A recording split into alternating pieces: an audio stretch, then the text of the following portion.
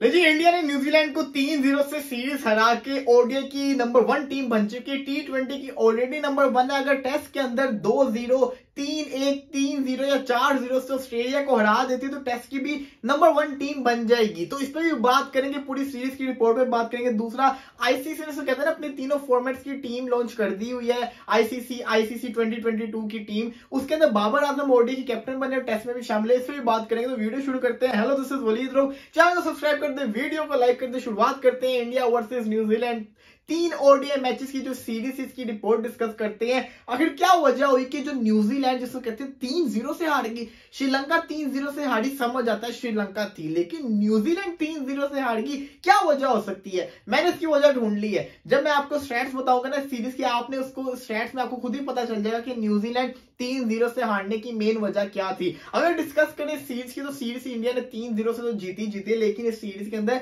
India को इसको कहते हैं ना बड़े अचीवमेंट भी मिले। इसी के साथ साथ इंडिया के जो प्लेयर्स हैं उन्होंने आउट क्लास परफॉर्मेंस भी दिखाई है। सबसे पहले बात करें मोस्ट रन्स की, तो इस सीरीज के अंदर शुभमन गिल जो कि इंडिया से ताल्लुक रखते हैं, ओपनर है, उन्होंने सबसे ज्यादा रन्स बनाए। 3 मैचेस के अंदर 360 रन स्कोर किए। वो ज्वाइंट बन चुके हैं बाबर आजम के साथ हाईएस्ट जिसे कहते हैं ना 3 मैचेस की सीरीज में रन करने वाले। इसी के साथ साथ अगर बात करें सेकंड नंबर की, तो सेकंड नंबर पे आते हैं जी ब्रेसवेल ने 188 रन बनाए हैं 3 मैचेस के अंदर। पहले मैच में इन्होंने 140 प्लस रन कर दिए थे, उसके बाद जिसे कहते हैं ना फ्लॉप ही हुए हैं। लेकिन इसी के साथ साथ तीसरे नंबर पे आते हैं रोहित शर्मा ने 186 रन स्कोर किए हैं, तीसरे नंबर पे आ रहे हैं। और मजे की चीज है कि पिछले मैच में इन्होंने 101 रन भी स्कोर किए। तो रोहित शर्मा की सुपर फॉर्म जिसे कहते हैं ना चल रही है। ये इंडिया के लिए फायदेमंद चीज है कि शुभमन गिल, रोहित शर्मा और विराट कोहली तीनों के तीनों आउट क्लास फॉर्म में आए हुए हैं। नंबर 4 के ऊपर आते हैं जी डेविन कॉनवे ने 155 रन स्कोर किए पिछले मैच के अंदर। इन्होंने सेंचुरी भी मारी है, तो मतलब कि ये भी फॉर्म में आए, लेकिन लेट फॉर्म के अंदर आए और मैच को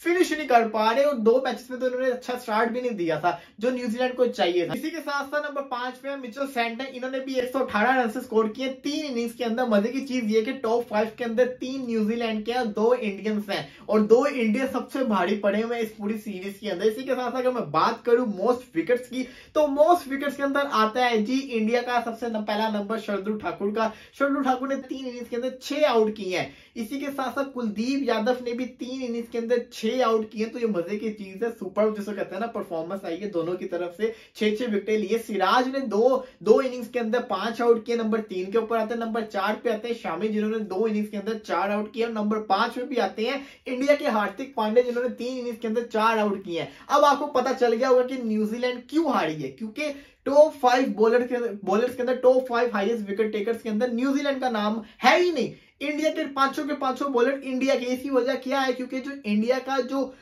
स्टार्ट था ना बैटिंग का, वो बड़ा खतरनाक होता था। शुभमन गिल, रोहित शर्मा स्टार्ट देते, फिर विराट कोहली आ जाते होते थे। इसके बाद देखा जाए तो इनकी जो विकेटें थी ना, इतनी ज्यादा ले नहीं पाए न्यूजीलैंड के स्टीमर्स। हालांकि पिछले मैच के अंदर विकेटें उन्होंने ले ली, 9 विकेटें ले ली, लेकिन फिर भी उस तरह से जिसे कहते हैं ना विकेट्स नहीं ले पाए जिस तरीके से लेनी चाहिए। तो टॉप 5 के अंदर आपके सामने है इंडिया के सारे पांचों, और न्यूजीलैंड की तरफ से एक भी नहीं है। इसी की तरफ से इस सीरीज के अंदर हाईएस्ट पार्टनरशिप की बात करें तो भाई सबसे हाईएस्ट पार्टनरशिप थी 212 रन की, रोहित शर्मा शुभमन गिल में लगी थी पिछले मैच के अंदर। उससे पहले मैच के अंदर 162 रन की पार्टनरशिप लगी थी सैंटनर के दरमियान में और ब्रेसवेल के दरमियान में। तो ये 2 हाईएस्ट पार्टनरशिप थी। इसी के साथ साथ बात करें सबसे ज्यादा छक्कों की, तो उसका रिकॉर्ड भी जाता है शुभमन गिल के पास।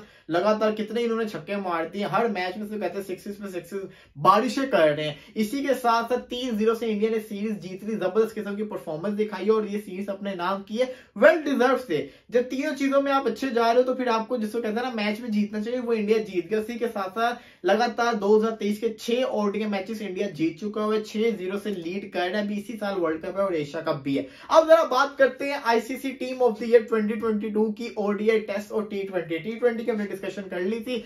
ओडीआई की अगर बात करें तो ओडीआई के अंदर बाबर आजम इकलौता नाम है पाकिस्तान की तरफ से, और बाबर आजम इस टीम के कैप्टन है। 2017 से लेके अभी तक बाबर आजम 4 दफा ओडीआई टीम का हिस्सा बन चुके हुए हैं, सालाना जो ईयरली आती है, एनुअली। इसी के साथ साथ दूसरी दफा ये कैप्टन भी बने हैं ओडीआई की। इसी के साथ साथ test team of the year के अंदर पहली दफा बाबर आजम का नाम है, और बाबर आजम इसी एजाज के साथ साथ दुनिया के दूसरे बल्लेबाज बन गए, जो कि कह सकते हैं आप तीनों फॉर्मेट के अंदर रैंकिंग के अंदर टीम के अंदर आए, एनुअल टीम के अंदर। तो इसके नंबर 1 पे विराट कोहली आता है, नंबर 2 पे बाबर आजम आता है। तो super performance by Babar Azam. T20 में शामिल नहीं हो सके, लेकिन इस साल ओडीआई और टेस्ट में शामिल रहे हैं और जबरदस्त किस्म की परफॉर्मेंस दिखाई है। और कैप्टन बनना बहुत बड़ा एहसास होता है। आज कुछ और अवार्ड्स किसको कहते हैं ना, रिजल्ट आएंगे, उसमें भी देखेंगे कि क्या हालात बनते हैं, किनको कौन सा अवार्ड मिलेगा, ये भी जरूर देखना है। फिलहाल के लिए जिसको कहते हैं ना, hope for the best. India super cricket खेल रहा है, उम्मीद करते हैं कि पाकिस्तान भी ऐसी क्रिकेट खेले और पाकिस्तान भी मैचेस जीते, क्योंकि वर्ल्ड कप इंडिया के अंदर है और हमें जिसको कहते हैं ना बैटिंग को स्ट्रॉन्ग करना है। इंशाल्लाह थोड़ी देर बाद दोबारा हाजिर होंगे। फिलहाल के लिए इजाजत दीजिए,